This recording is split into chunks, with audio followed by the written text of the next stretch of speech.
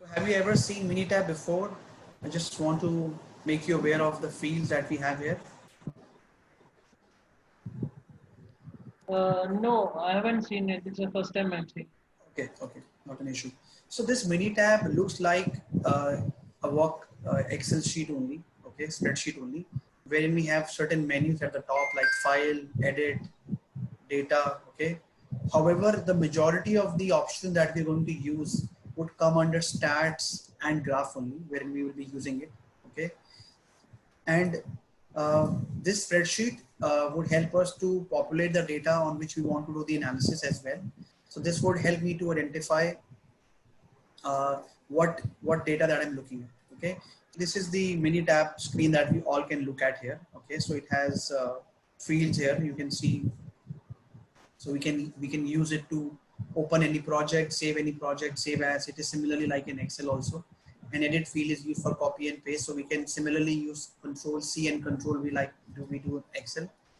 So I have certain examples which I have. So I will share the.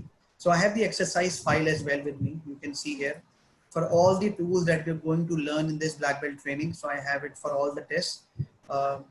Which we will be doing it, so you can use it for your own reference. Okay, so I have one example for attribute agreement analysis which we'll be doing on Minitab. So I'm just copying it from here. So copying from Excel, we can just do Control C. Okay, go to Minitab. Just remember, you have to paste it at this place, not from row number 1. You have to paste it at the top. Okay, just do Control V and this data will get pasted. Okay, so 1 means that, so this is the rating that they've given. Okay, 0 means fail and 1 means pass. So Minitab automatically converts true false into 0 and 1. So Simmer, it's only Minitab is only used for binary data. Can it not be used for other thing? Sorry, I didn't get your question. Minitab is used for only binary sort of data, like true, false, or pass. No. It is used for all sort of data. So so Minitab considered true, false as 0 and 1. So if we would have used something else here, if I would have used pass and fail here, it would not have converted into 0 and 1. Okay, only in true and false. In Minitab, we can use any sort of data because we would also be doing the analysis for continuous data as well. So any sort of data that we have, whether it's a discrete or continuous, we'll be able to do the analysis on it. So when we will do for analysis for continuous data, you would also be able to see that. Okay. So now here you can see that I have pasted the same example which I was showing you. These are the 20 transactions that we have done. This is the observation for Rohit. This is the observation for Rahul. Please consider 1 as true and 0 for false. Okay. Okay. So now I want to calculate the attribute agreement analysis, and I want to come up with a consensus that what is my current measurement system and which of these operators is not performing as per the. Okay. So I go to stats, I go to quality tools. Okay. Are you all with me? Stats, quality tools, attribute agreement analysis. Okay, so just remember, just to reiterate, we are doing the MSA measurement system analysis for discrete data. Discrete means either true, false, count, etc. etc. Okay, so it is a discrete data. You all know it's a true, false. Okay, here we will select the multiple column option because we have data in a multiple columns. Okay. In multiple columns, I select Rohit 1. Just remember, we will enter it for all the operators together. So Rohit 1. So I double click on Rohit 1 and it has populated here. I double click on Rohit 2. Then I double click on Rahul 1. I double click on Rahul 2. So that's what I've done. Okay. Just ensure if in your data, Rohit 1 and Rohit 2 are not together. So here you see after Rohit 1, it was Rahul 1 and Rohit 2 and Rahul 2. But when you are putting this data in Minitab, please ensure that both the operators are together. sorry, both the transactions of one operator is together. So Rohit 1 and Rohit 2, Rahul 1 and Rahul. Just pay attention to this only. Okay. How many appraisers do we have here? 2. 2. Yes. How many trials are we going to do here? 20. 20. How many trials? Coincidence number. 4 in total. 4 in 4. So it is not 4 because it is the multiple, it is 2 trials. Okay, because they are doing it themselves, but trials is 2. Just remember that. Okay. And so there is an option here for mentioning the appraiser name. So you can mention any name you want to give here also. So I'm just giving the same name, Rohit, Rahul. Okay. It is asking for, do you have any standard? Yes, I have a standard. So I click once, double click here. It has come here. Okay. So what I have done on Minitab is, I already have the data which has been done. Okay. So I have put their readings here. I mentioned the number of appraisers here. I mentioned the number of trials here. I just named them and I also added a standard. Okay. I click on OK. Can you see the Minitab output here? Right. Yeah. Before showing the graph, let me just show you something else. So just click on minimize here. Okay. On this particular sheet, you see here. So it has shown a lot of results here. Okay. This is the attribute agreement analysis for Rohit 1, Rohit 2, Rahul 1 and Rahul 2. Okay.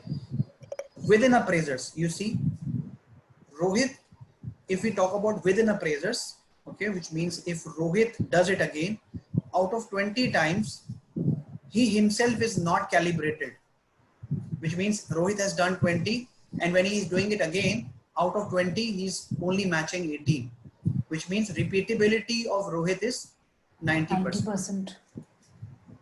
Repeatability of Rahul is 100%.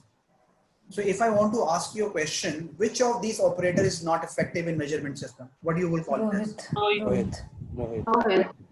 Absolutely. Because he himself is not calibrated.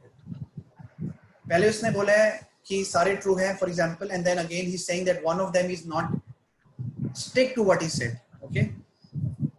He himself changes data. He himself changes data. Yeah, absolutely. But I have a question here. Like as you said that 90% is a good measure, but here it is 90%. So even though he is not calibrated within his own measurements, but with 90% should we accept it or still go ahead and say that he is not up to mark? Okay. Attribute agreement analysis not only focus on one of the operators. Okay. It calculates the readings of all the operators or all the people who are measuring it. Okay. Even though, so we'll get into each appraiser versus standard, and then we will conclude that. Although looking at this picture, you say Rohit is 90% and Rahul is 100%. But this is against each other only. We haven't looked at that scenario where the same transaction is being measured by another operator. Okay.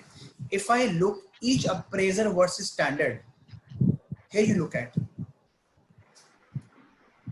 when Rohit is being compared with standard, again he's 90%, which means standard also says that one of the transactions which Rohit monitored is not correct.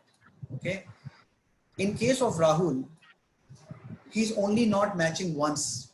There's only one transaction wherein he's not calibrated with the standard. So now looking at this scenario, which of the operators, let's forget about 90% or 100% at the moment. If I just want to compare between Rohit and Rahul, which of these operators is not good to do? Rohit again. Yeah, Rohit. Yeah. Okay. Now if I'm doing between appraisers, okay, wherein there is no standard in place, 20 transactions out of only 17 are matching, which gives me a uniformity that 85% is my standard. Okay. And this between appraiser include your standard as well. So let me just go back. Okay. Within appraiser is Rohit versus Rohit 1 versus Rohit 2. Okay, his same. Rahul 1 versus Rahul 2. This is repeatability. So while looking at the repeatability, we say, okay, both are meeting the 90% standard, but still Rohit should be more stringent. Okay, why is he not stick to what he said earlier? Okay. Now what we have done is each appraiser is being measured with the standard. So Rohit versus standard and Rahul versus standard. Here also we looked at, although he's 90%, but there are two occasions where Rohit was not matching with the standard and Rahul is not matching one. Here also we found Rohit is not doing. Simar, just one Yes. question. Will standard be the benchmark? Absolutely. Yes, of course. So earlier we compared Rahul's first observation with his second. Now we are comparing it with the standard, right? Yeah. So here in this particular case, Rohit is compared with only his performance. Okay. Rahul is being compared with his performance because they have measured it twice. Twice. Okay. Right. Here Rohit is being compared. Rohit is being compared with the standard and Rahul is being compared with the standard. In the third scenario, which is between appraisers, okay, here we have seen that out of 20, it is 17 which is matching, okay, which gives me that the MSA is 85%, okay, and that gives me an indication that my measurement system is not good to go. Therefore, I need to look at. So the question which was earlier asked, that how do I know that what is the next step? So looking at this particular example, you yourself know that which of the operator has an issue with the calibration, is not committed to the readings that they have given earlier, and therefore we would like to either coach the operator or maybe ask him a question that what sort of measurement technique that is using for measuring the transaction that is supposed to monitor. Okay, so if I look at the graph,